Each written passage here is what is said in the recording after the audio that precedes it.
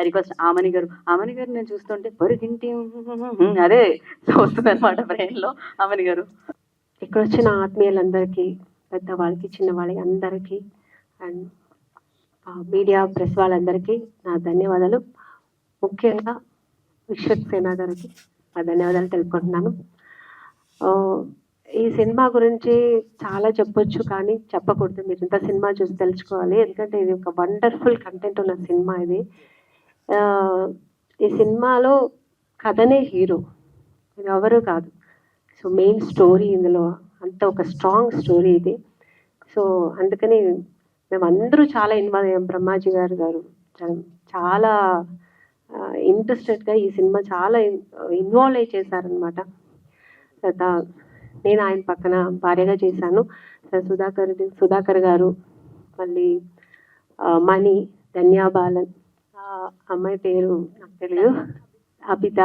So వీళ్ళందరూ ఇందులో చాలా ఇన్వాల్వ్ అయ్యి చేసాం. మంచి కంటెంట్ ఉన్న సినిమా ఇది. సో దయా గారు చాలా బాగా చేశారు. సినిమా చూస్తుంటేనే నేను డబ్బింగ్ చెప్పేప్పుడు చూశాను. వండర్ఫుల్. ఒక్కొక్క సీన్ కూడా చాలా ఇంట్రెస్టింగ్గా ఉంటుంది. నెక్స్ట్ ఏంటి అన్నట్టుకుంటుంది. సో చాలా మంచి సినిమా.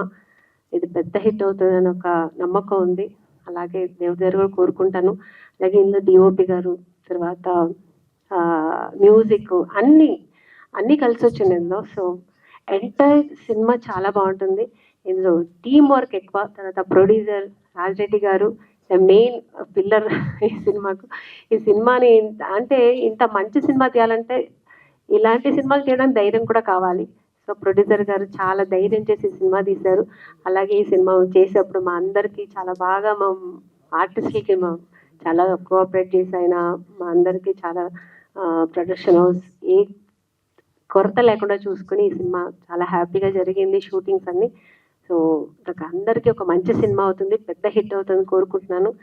అలాగే మీరు కూడా అందరూ ఎంకరేజ్ చేసి ఈ సినిమా చూడాలని, ప్రేక్షకులకి, మీడియా వాళ్ళకి అందరికీ ఈ సినిమాని బాగా ఎంకరేజ్ చేయాలని కోరుకుంటున్నాను. థ్యాంక్ యూ అండి ఈ ఆపర్చునిటీ ఇచ్చినందుకు. ఎంటైర్ ఈ టీంకి నేను థ్యాంక్స్ చెప్పుకుంటున్నాను. Thank you so much.